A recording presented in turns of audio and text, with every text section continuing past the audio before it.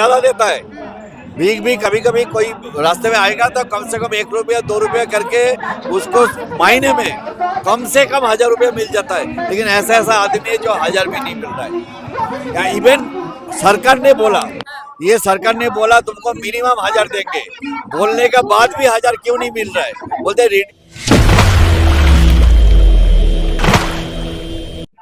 नमस्कार, आप देख रहे हैं दबंग दिल्ली और मैं ऊपरी आपको बता दें EPS 95 वाले लगातार आज चौथा दिन है और यहाँ बैठे हुए हैं बहुत सारे ऐसे लोग जो बातचीत किया बताएं। और अभी हमारे साथ जो है वो पश्चिम बंगाल की टीम, हम इनसे बातचीत करेंगे और जानेंगे। तपन दत्ता सर है हमारे साथ। सर, इतने दिन से आप लोग यहाँ पर बैठे हुए हैं और पश्चिम बंगाल से आए हुए हैं, देश के कोने कोने से लोग आए हुए हैं। EPS के लिए क्या लगता है आपको, क्या EPS आपको मिलेगा? हमको तो EPS मिलता है, लेकिन क्या मिलता है पता नहीं, भीख दे रहा है कि नहीं। ये मोदी सरकार को मैं पूछना चाहता हूँ कि हमको मारना चाहता है क्या? क्योंकि हमको जो EPS पेंशन जो आशा का किरण दिखाया था, भाई तुम लोग पैसा कटवाओ है, मैं तुमको बहुत बढ़िया पेंशन दूंगा। ये बहुत 95 से चल रहा है। आज किसी को 900, किसी को 800, किसी को 200 और बहुत ज्यादा 13,000 मिल रहा है किसी को। कैसे, मतलब कैसे 800 900 इन सब में कैसे काम चला रहे हैं? एग्जैक्टली काम कैसे, काम तो नहीं चल रहा है। आज कैसे आया? भीख मांग के आया। कोई लड़का का साथ, कोई लड़का का पास से लाया, कोई लड़की का पास से लाया, कोई उधार लाया। किराया भी नहीं आने का वहाँ से। कहाँ से किराया मिलेगा? पश्चिम बंगाल से आना इतना आसान है? एक आदमी आने जाने का कम से कम 3000। वो जो अनरिजर्व कंपार्टमेंट भी आते हैं वो पहले आप देखिए, हमको बोलते हैं हम सीनियर सिटीजन, पहले ट्रेन में आता था तो 50% हमको डिस्काउंट मिलता था सीनियर सिटीजन का। ये मोदी सरकार ने ये 50% भी विड्रॉ कर लिया। सीनियर सिटीजन का पूरा भाड़ा देके आना पड़ता है। इवन हम लोग अगर अनरिजर्व कंपार्टमेंट में चढ़ता है, कोई सीनियर सिटीजन बोल के नहीं है, हमारा ऊपर से पैर के चल के जाना पड़ता है। लैट्रिन बाथरूम जाना भी मुश्किल है। कैसे आया हमको पता है। ये जो हमारा जो घर का हालत आप देखेंगे, इवन नोटा हमारा छोड़िए, आ भी नहीं सकता, यहाँ से चल नहीं सकता है। दवाई तो दूर का बात है, 2 वक्त खाने का रोटी तक नहीं है। अच्छा, सरकार EPS के नाम पे क्या भीख दे रही है सब लोगों को? भीख भी इससे ज्यादा देता है। भीख भी कभी कभी कोई रास्ते में आएगा तो कम से कम 1 रुपया 2 रुपया करके उसको महीने में कम से कम 1000 रुपया मिल जाता है। लेकिन ऐसा ऐसा आदमी है जो 1000 भी नहीं मिल रहा है। या इवन सरकार ने बोला, ये सरकार ने बोला तुमको मिनिमम 1000 देंगे, बोलने के बाद भी 1000 क्यों नहीं मिल रहा है? बोलते रिड्यूस पेंशनर है।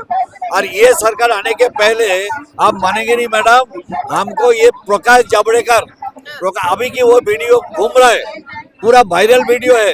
बोलता है हमारा सरकार को आने दो, हम मिनिमम 3000 साथ में DA देंगे। अच्छा, जो सरकार वादे करती है चुनाव के टाइम पे, क्या उन सारे वादों से मुकर जाती है? सारे वादों से मुकर जाते कि नहीं तो मुझे पता नहीं, लेकिन हमारा EPS पेंशन का EPS के वादे से मुकर पूरा मुकर गया। ये धोखाधड़ी कर रहा हमारा ऐसा धोखा किया, हमने धोखा खाया।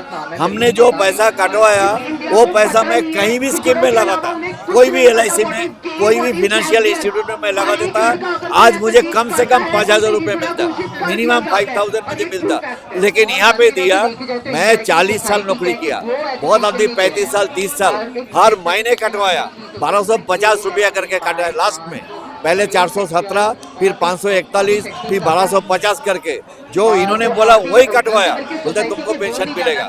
और तो और हमको जो मिलता है, मान लीजिए हमको 1000 रुपया मिलता है, 900 रुपया मुझे मिलता है। मैं मरने के बाद मेरा बिजनेस को 450 मिलेगा।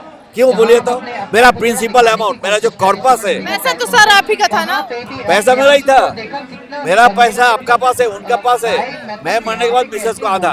और हम तो बोल रहे भाई ऐसे मत दो, इससे अच्छा इसे घर पे मर रहा तो सड़क पे मर जाऊंगा। इधर मरने के लिए आया आप दिल्ली। बहुत सारे ऐसे लोग यहीं पर भी कह रहे थे कि EPS नहीं मिलेगा। आपको क्या लगता है, क्या सरकार जो है वो ऐसे ही घुमाती रहेगी जैसे पिछले कई सालों से घुमाती आई है, या मिलेगा? मैडम इस बार तो मैं दावे से बोल रहा हूँ, मिलेगा ही मिलेगा, देना पड़ेगा। क्योंकि झुकने वाला है लेकिन झुकाने वाला चाहिए। इस बार EPS पेंशनर क्योंकि 2013 से चल रही है, फिर 16 से थोड़ा स्पीड पकड़ा। हमने 4 बार ये दिल्ली पे आया, इवन मंत्री खुद आके बोला भाई आपको मिल जाएगा, ये छोड़ो, क्योंकि आत्मदान के लिए भी आगे। बार मंत्री बोल चुके हैं, आत्मदहन की बात हो चुकी है, पेट्रोल लेके चलने की बात हो चुकी है, आज फिर बात हो रही है कि हमको जंतर मंतर पर ही यही हमको दफना दिया जाए, लेकिन हम जाएंगे नहीं। एकदम बिल्कुल, इस बार अगर नहीं मिला, इस बार हम एश्योरेंस नहीं चाहिए हमको, इधर मोदी से एश्योरेंस। मोदी साहब भी हमको अब जानते हैं पूरा, हमने प्रधानमंत्री से मिलना इतना आसान बात नहीं है, ठीक है। अहोभाग हमारा जो प्रधानमंत्री ऐसे भगवान मिल जाता है, प्रधानमंत्री मिल गया।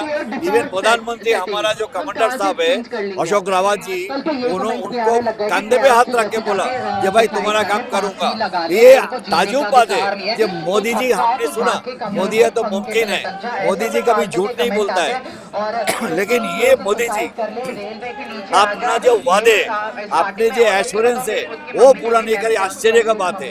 इस बार हमने ठान लिया मैडम, यहाँ से हम जाएंगे नहीं, इधर हॉस्पिटल में जाएंगे, भर्ती कर देंगे, नहीं तो दफना देंगे, सीधा शमशान घाट जाएंगे। यहाँ मांग के लिए कहाँ से आए हैं आप? हम कोच बिहार, वेस्ट बंगाल का कोच बिहार जिला से आया है।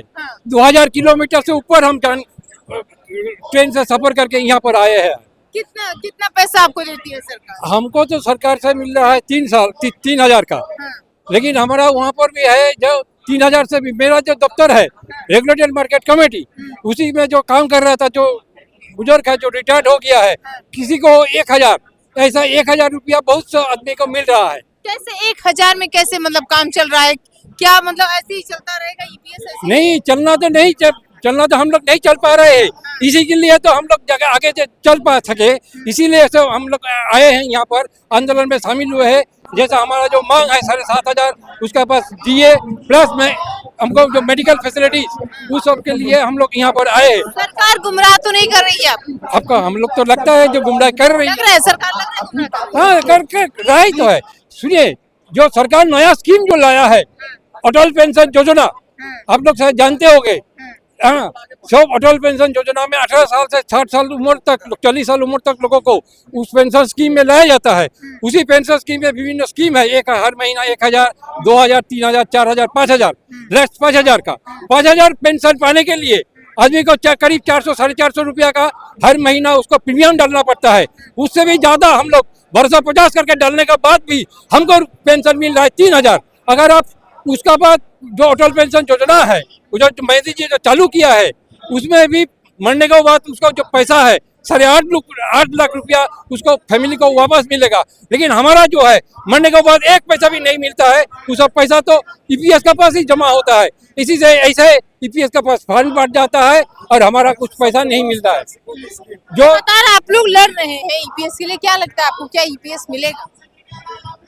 हम हमेशा मिलने के लिए ही लड़ रहे हैं, देना या ना देना ये ऊपर वाले के हाथ में है। ऊपर वाला पिछले 8 साल से दे रहा है। मैं ऊपर वाले की बात नहीं कर रहा, वो तो अहंकार ही है, और विद्वान रावण का भी अहंकार नहीं रहा, अहंकार रावण विद्वान का भी ना रहा। और दिल्ली में जिस शीला दीक्षित सरकार ने काम किए थे उसको भी धूल चटा दी थी इन वोटरों ने, जनता ने। ईपीएस के लिए क्या कहेंगे? ईपीएस के लिए मैं ये कहूंगा कि 1976 से लेकर 2013 तक मेरी पहली और आखिरी सर्विस है। 1976 में लगा था और हमारे एस्कॉर्ट्स में लगा था। 1995 में एक स्कीम आई थी जिन्होंने ये ईपीएफओ का जो भ्रष्टाचार नीति है इन्होंने डब्बे में बंद कर दिया था। उस टाइम भी हमने काफी ऑब्जेक्शन उठाया था। हमारी सैलरी से 1995 के बाद 417 रुपये, 541 रुपये, और मेरी रिटायरमेंट 2013 के बाद जो 15,000 की सीलिंग आई थी उस पे कर्मचारी ने 1,250 रुपये भी दिए हैं। हम लोगों ने पूरा पैसा दिया और हमें आश्वासन दिया गया था कि आपको रिटायरमेंट के बाद पेंशन मिलेगी और सरकारी कर्मचारियों से बढ़िया पेंशन मिलेगी। कितनी पेंशन मिल रही है? मेरे को अब जो पेंशन मिल रही है बता दूंगा तो आप हंसेंगे। नहीं बताइए। 2379, वो भी लड़ने के बाद मिल रही है। हमारे टाइम में जो एक ईपीएस में स्कीम है, 20 साल की सर्विस के ऊपर 2 साल की वेटेज दी जाती है।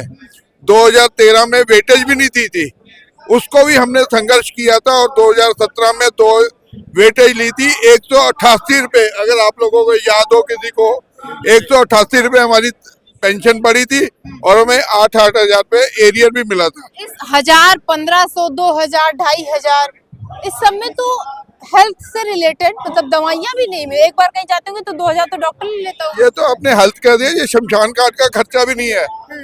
अगर कोई किसी को शमशान घाट में भी चलाने जाओ ना, ये उससे ज्यादा खर्चा हो जाता है। लेकिन क्या करे, मैंने अभी कहा जब अहंकारी राजा हो जाए तो प्रजा को तो फिर रोना ही पड़ता है। कौन है अहंकारी? ये मैं अब अपने मुंह से कैसे बोलूं, ये तो आपको खुद समझ आए अहंकारी कौन है। कौन है अहंकारी? जनता की आवाज है, जनता ने जिसे जताया है। हम किसी का नाम नहीं लेना चाहते। हमारी रिक्वेस्ट है इस सरकार से कि हमारी मांगे पूरी करो, जिससे वरिष्ठ नागरिक का भी आपको भी आशीर्वाद मिलेगा, और अगर उनका आशीर्वाद रहा आपके साथ तो आप आगे भी विजयी रहोगे। क्या सरकार को आशीर्वाद नहीं चाहिए बुजुर्गों का? अब ये सरकार के बारे में क्या जाए, सरकार से पूछिए। तो ये बातें हम तो यही बोल सकते हैं, सरकार से हम निवेदन ही कर सकते हैं कि भैया इन बुजुर्गों की बची हुई जिंदगी को थोड़ा सा चैन से जीने दो इनको। अब ये आखिरी स्टेज में है, ये लोग चाहते हैं, उनकी कोई ज्यादा बड़ी डिमांड ही नहीं है। करोड़ों रुपया जो है पकड़ में आ रहा है, चोरी का आ रहा है, इलेक्शन से पहले जो जब्त किया जा रहा है। अरे भैया उसी पैसे को बांट दो। पैसे को बांट आ रहे पैसे आप एक तो बात बोलेगा, बंगाल से आया, ये सरकार को कोई शर्म नहीं आता। वो बोलता है दुनिया से सबसे बड़ा सिक्योरिटी स्कीम है, सोशल सिक्योरिटी स्कीम ईपीएस। क्या यही का कोई नमूना है? इसको 1000 रुपया का मिलते हैं, कोई का 1000 रुपया कम से मिलते हैं। क्या कहना चाहेंगे? मैं सिर्फ ये कहना चाह रहा हूँ कि जब प्रकाश जावड़ेकर जी ने अपनी बाइट में कहा था और हमारी मांगों को लेकर एक पार्लियामेंट ने भगत सिंह कशोरी कमेटी बनाई थी। भगत सिंह कशोरी कमेटी ने अपनी रिपोर्ट दी थी और रिपोर्ट में उन्होंने 2013 में महंगाई भत्ते के साथ 3000 रुपया हमारी पेंशन के लिए फिक्स किया था। उस हिसाब से अगर आज 10 साल हो गए हैं और आप अगर इनकी कथनी और करनी में फर्क है।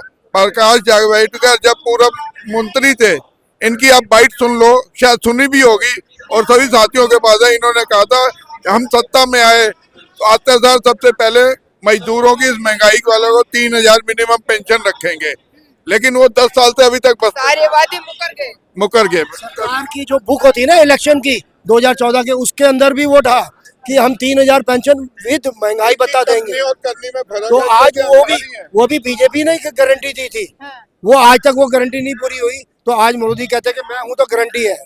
मोदी जी कहते हैं हम हैं तो गारंटी है, मोदी कहते हैं मोदी है तो मुमकिन है। बहुत सारी ऐसी चीजें मोदी है तो मुमकिन है। क्या ईपीएस मुमकिन है? मोदी है तो मुमकिन है, लेकिन सबके लिए मुमकिन है जब 75 साल के खुद प्रधानमंत्री जी हैं और यहाँ हमारे जो साथ सीनियर सिटीजन वो 60-65 से लेकर 85 साल के एक अपने अधिकार के लिए, जिसका कि 20 लाख 25 लाख रुपया ईपीएफओ में जमा है, अगर ब्याजे दे तो 15-16 हजार रुपया होता है पर मंथ।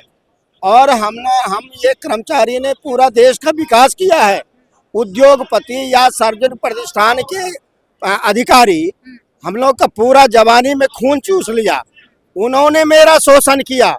और इसके बाद भी ये बुढ़ापा में एक रोटी के लिए, एक दवाई के लिए ये वर्तमान सरकार भी हम लोगों का खून चूसने को तैयार है। अब तो हम लोग क्या बोलते हैं कि बिल्कुल समाप्ति की ओर जा रहे हैं। अब निश्चित रूप से प्रधानमंत्री जी से सिटीजन का निवेदन है कि यदि कल तक आप नहीं घोषणा किए तो अभी तक तो हमारा ये 3रा दिन है कार्मिक अनशन का, कल से हम आमरण अनशन पर बैठ जाएंगे, न जल पिएंगे न खाना खाएंगे, यहीं पर चाहे हमारी मृत्यु हो जाए। प्रधानमंत्री के एक स्पीच की खाली जरूरत है। और इनका कहना है अभी तक तो हम लगातार यहाँ अनशन पर बैठे होते, लेकिन अगर कल से कुछ नहीं हुआ, अगर उनका कोई नोटिफिकेशन, कोई मैसेज या कुछ भी नहीं आया तो कल से आमरण अनशन पर बैठेंगे। अब ये प्रधानमंत्री को तय करना है कि हमको यहाँ से घर भेजते हैं या हमको यहाँ पर आमरण अनशन के लिए छोड़ते हैं। जनता मंच से प्रिया पांडे। हम लोग